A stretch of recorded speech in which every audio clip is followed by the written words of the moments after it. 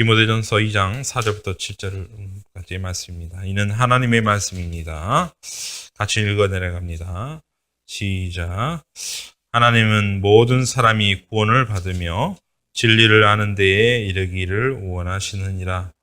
하나님은 한 분이시요 또 하나님과 사람 사이에 중보자도 한 분이시니 곧 사람이신 그리스도 예수라.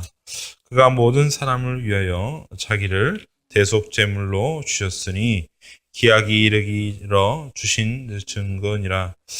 이를 위하여 내가 전파하는 자와 사도로 세움을 입은 것은 참말이요 거짓말이 아니니 믿음과 진리 안에서 내가 이방인의 스승이 되었노라. 아멘. 성탄절을 준비하고 기다리는 대강절을 저희들이 보내고 있습니다. 성탄절은 무엇입니까? 이 땅 가운데 우리에게 구원자로 오신 아기 예수님의 나신 날들을 저희들이 기억하고 또 그로 말미암아 이 땅 가운데 다시 오실 주님을 기대하고 소망하는 날로 저희들이 성탄절을 보내고 있습니다. 그래서 우리가 이 성탄절을 맞이하면서 가장 먼저 기억을 해야 될 것은 뭐냐면 예수님이 이 땅 가운데 오신 이유가 무엇인지 다시 한 번 더 기억하고 우리의 마음의 기억들을 다시 한 번 더 새롭게 할 필요가 있는 것입니다. 그래서 주님께서 이 땅 가운데 오신 이유, 그 목적을 오늘 본문을 통해서 다시 한번 살펴보기를 원합니다. 첫 번째로 우리가 성탄절을 맞이하면서 우리의 마음 가운데 다시 한번 기억을 해야 될 건 뭐냐면 우리의 형편이 무엇인지 또 우리의 형편을 향한 하나님의 마음이 어떠한지를 우리가 깊이 있게 생각을 해볼 필요가 있습니다. 오늘 본문 4절에 어떤 이야기를 하고 있습니까? 하나님은 모든 사람이 구원을 받기를 원하신다라고 말씀하고 계십니다. 이것이 바로 이 땅 가운데 구원자로 오신 예수님의 이유예요. 목적이에요.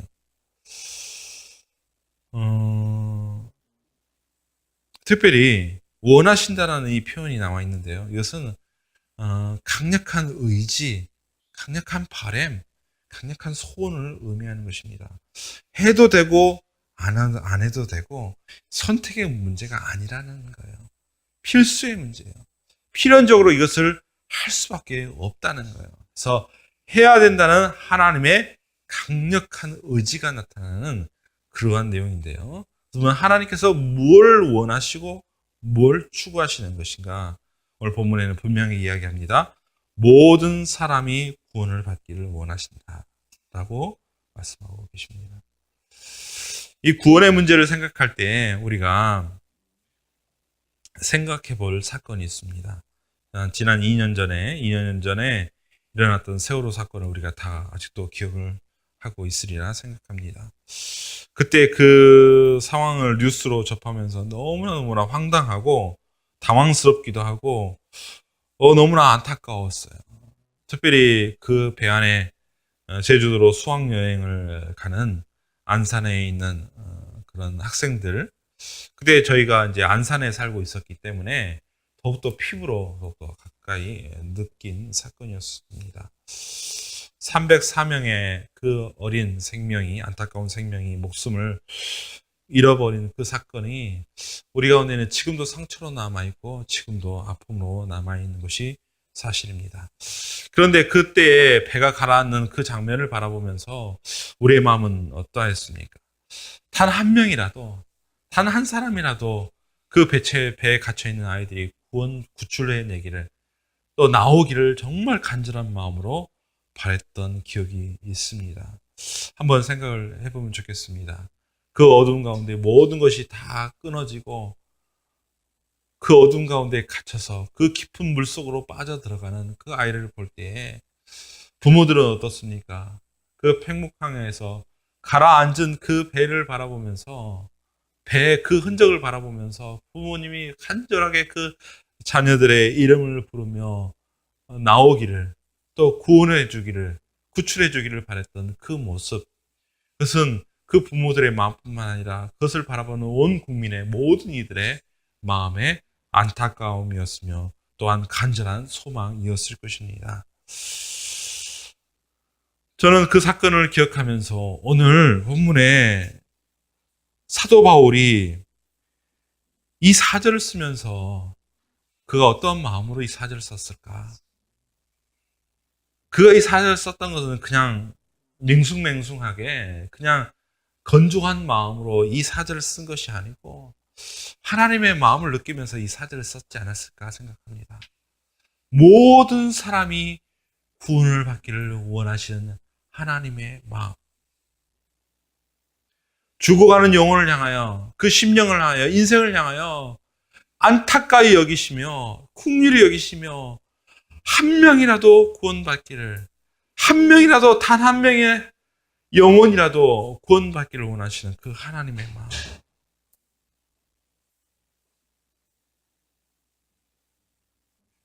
이것이 바로 우리를 향한, 또 온 인류를 향한 이 하나님의 마음일 것입니다. 특별히 우리가 인생을 살아가면서 느끼는 수많은 절망과 좌절과 아픔, 그리고 죽음, 환난, 질병들이 우리들의 삶 가운데 가득히 채워져 있는 것을 보게 됩니다. 이 문제는 우리의 문제뿐만 아니라 전 세계의 문제며 오늘 이 땅의 삶을 사는 사람들의 문제가 아니고 전 인류의 온 역사를 통해서 사람들이 겪을 수밖에 없고 겪었던 문제입니다. 그래서 어떤 사람들은 이렇게 이야기하죠. 문제 없는 인생이 어디 있는가?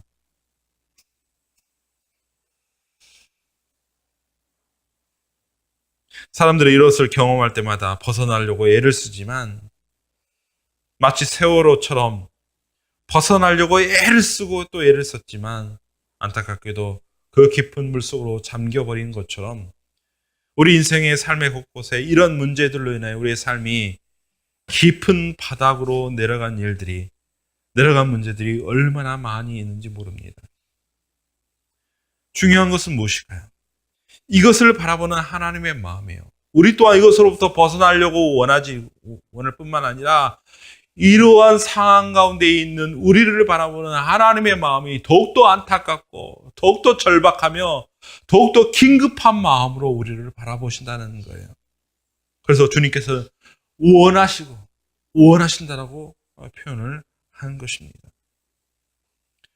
그렇다면 오늘 성탄절을 준비하고 바라보면 우리들의 심령 가운데 어떤 마음이 있어야 될까요? 주님께서는 우리들 향하여 어떤 마음을 품고 계시는가? 이 땅 가운데 또다시 성탄절이 우리에게 다가온다는 사실은 뭐냐면 하나님이 또다시 우리를 향하여 너희를 구원하기를 원하는 하나님의 그 마음과 그 열정이 있음을 우리가 먼저 깨닫고 알아야 한다는 것입니다. 우리가 예수님께서 오신 이후 2016년을 보내고 있습니다. 그래서 예수님께서 오시기 전은 before Christ, 예수님께서 오시기 전, 그리고 예수님께서 오시고 나서의 이후의 시간을 AD라고 이야기합니다. 아노 도미니. 이것은 뭡니까? 바로 주님의 해라는 거예요. 그렇습니다. 우리가 살아가는 예수님께서 이 땅 가운데 오셨던 그 시점부터 2016년이 지난 이 시기까지 주의 해로 우리가 보내고 있어요. 주의 해로의 이 시간을 보낸다는 것은 어떤 의미를 갖는 것일까요? 바로 예수님께서 이 땅 가운데 구원자로 오시고 그 구원자를 보내시는 하나님의 그 마음이 2016년 동안 계속해서 이어지고 또 이어지고 있다는 사실이에요.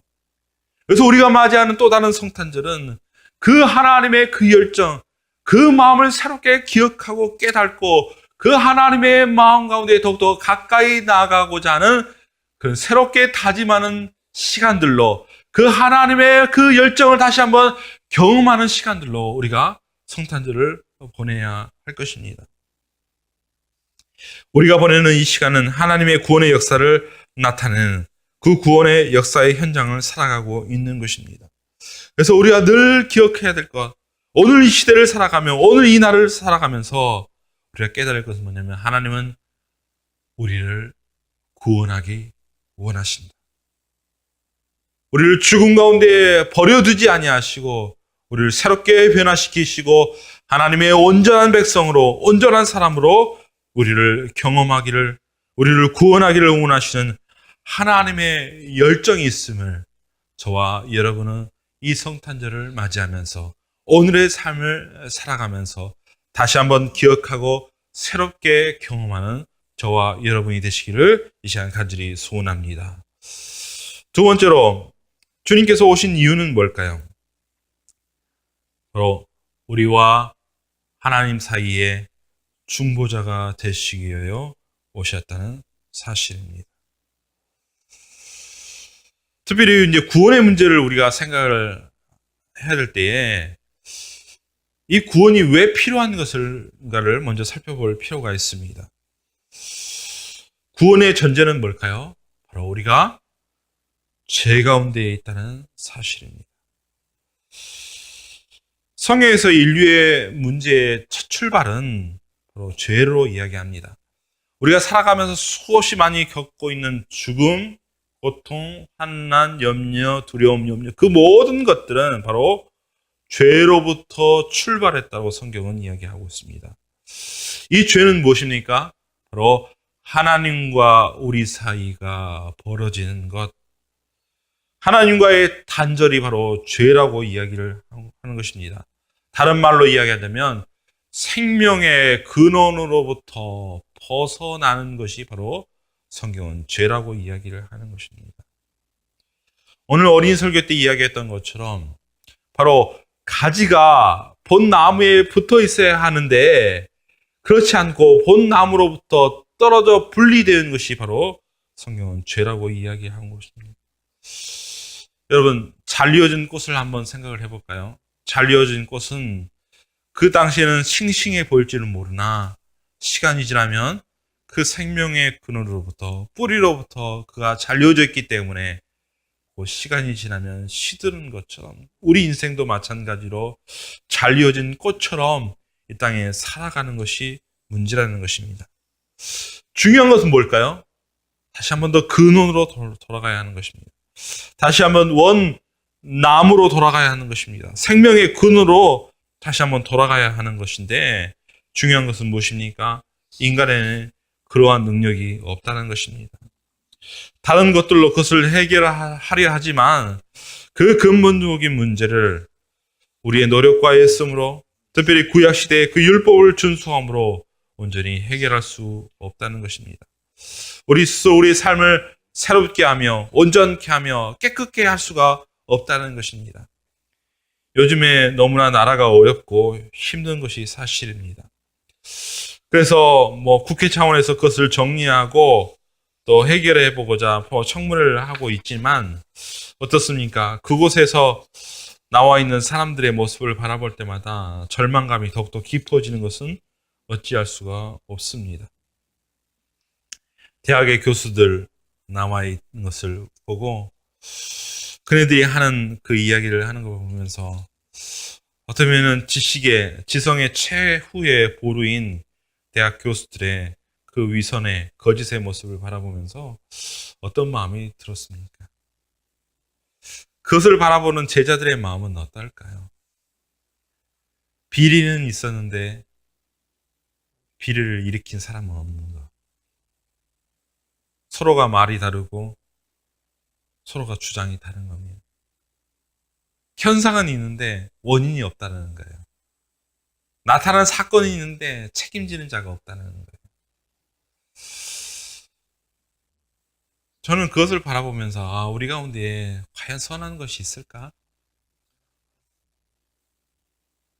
자기의 삶을 위하여, 자기 이익을 위하여 진실을 내팽개쳐버리고 거짓으로 일관하는 그네들의 모습을 보면서 일단 그네들의 모습이 아니라 바로 우리 모든 사람들의 모습, 심지어 말씀을 증거하는 저의 모습이 아닐까. 그래서 우리 안에 선한 것 과연 무엇이 있을까 다시 한번 생각을 해보는 계기가 되었습니다. 그렇다면 우리 안에 선한 것 없고 온전한 것 없기에 우리가 또다시 바라보고 또다시 구해야 될 것은 뭐냐면 그 모든 것을 넘게 하시는 구원자이신 예수 그리스도, 그분이 우리에게 필요하다는 것을 다시 한번 느끼게 되는 것입니다. 근데 주님께서 우리에게 어떠한 역할로 우리에게 행하시는 것입니까? 바로 하나님과 사람 사이에 중보자가 되신다라고 이야기하고 계세요.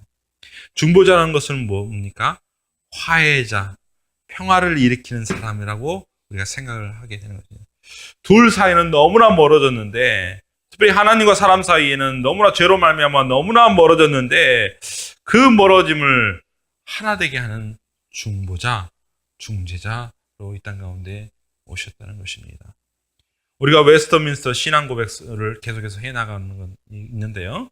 예수님께서 오신 세 가지의 사역을 제가 말씀드렸습니다. 왕으로 오셨고, 선지자로 오셨고, 바로 제사장으로 오셨다. 우리가 깊이 있게 생각을 해봐야 할 것은 바로 제사장으로 오신 예수님. 제사장이 했던 역할은 뭡니까?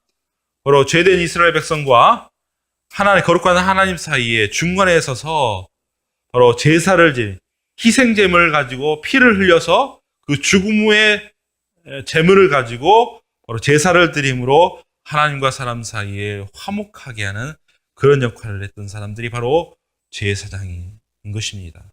바로 그 제사장의 역할을 하시려고 이 땅 가운데 오신 분이 바로 우리 주님 예수 그리스도이신 것입니다. 그래서 우리와 하나님 사이에 그 막혔던 담을 허물고 그 길을 여시는 분이 주님이신데, 바로 그걸 위하여 주님께서 자기 몸을, 자기 스스로를 대속제물로 주셨다는 것입니다. 십자가에 돌아가셔서 우리를 위하여 대속제물로 그의 몸을 드리신 예수 그리스도, 그 죽음을 통해서 우리의 모든 죄의 문제를 허물어뜨려 버린 예수 그리스도,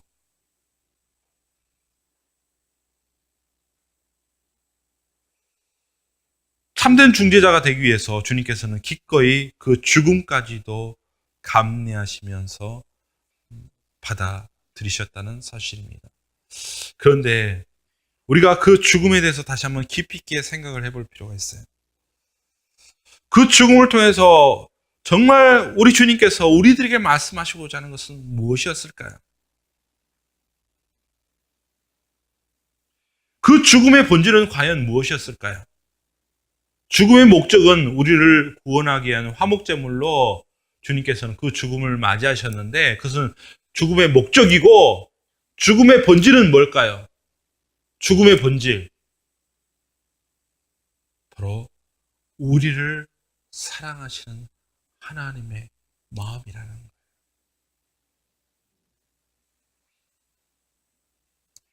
로마서 5장 8절에 이런 말씀이 있어요.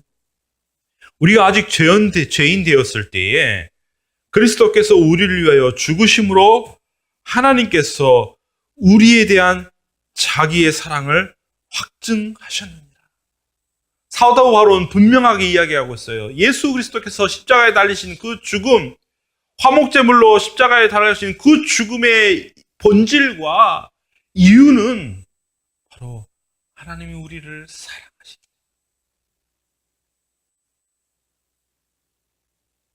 그 사랑이 죽음으로 증명이 된 것입니다. 저는 이렇게 이야기하고 싶어요. 죽음을 통해서 증명된 그 사랑의 진실성. 하나님께서 우리를 사랑하신다는 그 사랑의 진실함을 뭘로 표현하셨을까? 죽음이에요. 죽음. 우리가 인간이 이해할 수 있는 가장 진실한 어떤 마음의 통로는 뭐냐면 죽음밖에 없어요. 왜냐하면 죽음은 단 하나의 조건이기 때문이에요. 2개, 3개, 4개가 있으면 우리는 거짓을 숨길 수가 있어요. 그런데 진실을 숨길 수가 있어요. 즉 거짓으로 할 수가 있어요. 그런데 단 하나의 조건은 뭡니까? 죽음은 단 하나의 사건이기 때문에 그것은 거짓을 담을 수가 없는 거예요. 진실을 담을 수 있는 유일한 길은 단 하나의 조건, 죽음밖에 없기 때문에 주님은 그 진실함을 드러나게 하여 울려요 죽으신 것입니다. 우리가 성탄절을 맞이하면서 우리가 기뻐할 수 있는 이유는 단 하나예요.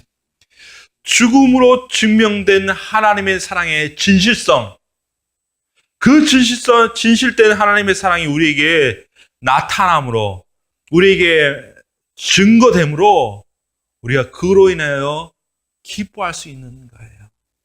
성탄절에 누릴 수 있는 이런 크리스마스의 이 분위기 때문에 우리가 즐거운 게 아니고 우리를 죽기까지 사랑하시는 그 하나님의 진실됨이 우리에게 나타났기 때문에 오늘 저와 여러분 이 성탄절을 맞이하면서 즐거워하고 기뻐할 수 있는 것입니다.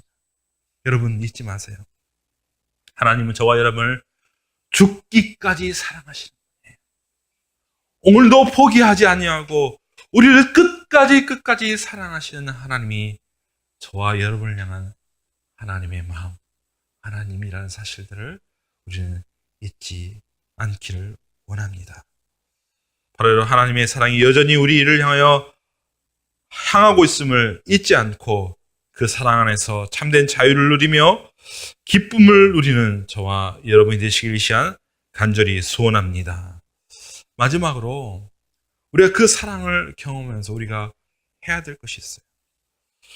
오늘 본문의 4절과 6절에 반복적으로 나온 단어가 있어요. 무슨 단어냐면 모든 사람. 그리고 6절에 보면 그가 모든 사람.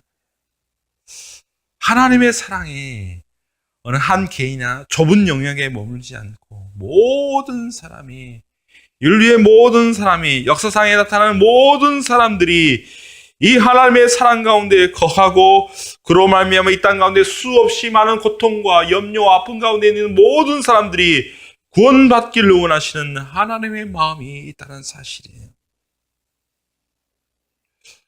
오늘 우리들에게 또 2016년도에 성탄절을 맞이하게 되는 이유는 뭘까요? 저는 이렇게 생각을 해요.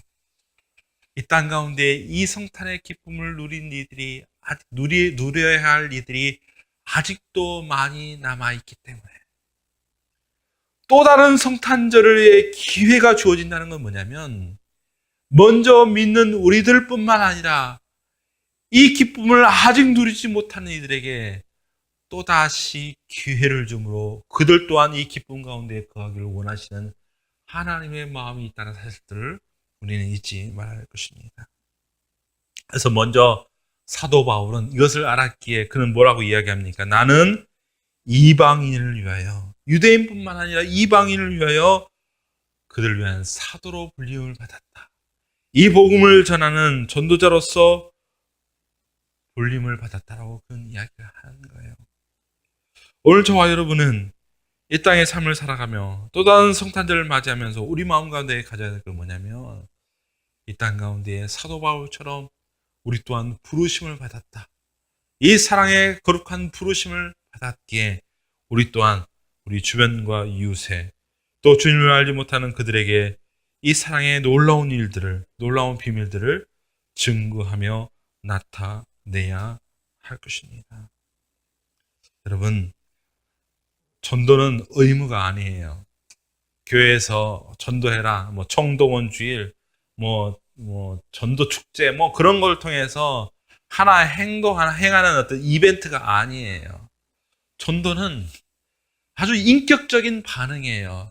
하나님이 우리를 말할 수 없는 사랑으로 사랑하여 주셨으니 그 사랑에 우리가 반응하여 이 땅 가운데 사도 바울이 이방인의 사도가 되었던 것처럼 우리에게 주어진, 우리에게 만나는 모든 이들, 우리의 가족들, 우리의 주변과 모든 사람들에게 이 사랑을 증거하는 것이 바로 전도이며 하나님의 사랑에 인격적으로 반응하는 것이라는 것입니다.